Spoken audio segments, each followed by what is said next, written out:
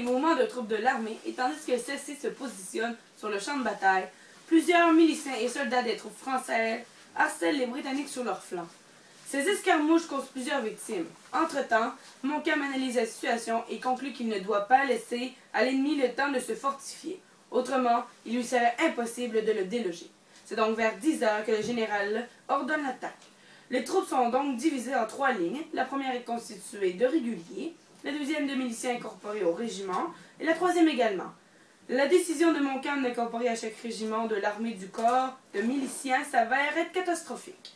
La ligne se défait à quelques pas de l'ennemi, et les soldats de la deuxième ligne tirent sans en avoir reçu l'ordre. Les deux armées subissent des pertes du même ordre. 658 du côté britannique et 644 du côté français. Le gros des pertes françaises survient au cours de la bataille rangée, alors que les Britanniques subissent le gros de leurs pertes des mains des miliciens et des Amérindiens qui couvrent la retraite des soldats réguliers. La bataille des plaines d'Abraham dure environ 2 heures.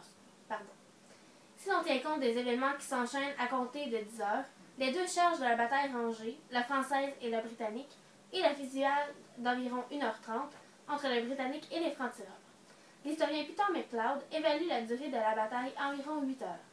En incluant l'ensemble des événements militaires de la journée, de l'attaque de l'avant-poste de Vergor à 4 heures le matin, jusqu'au dernier coup de canon qui force la retraite des soldats britanniques à l'embouchure de la Saint-Charles à 12 heures.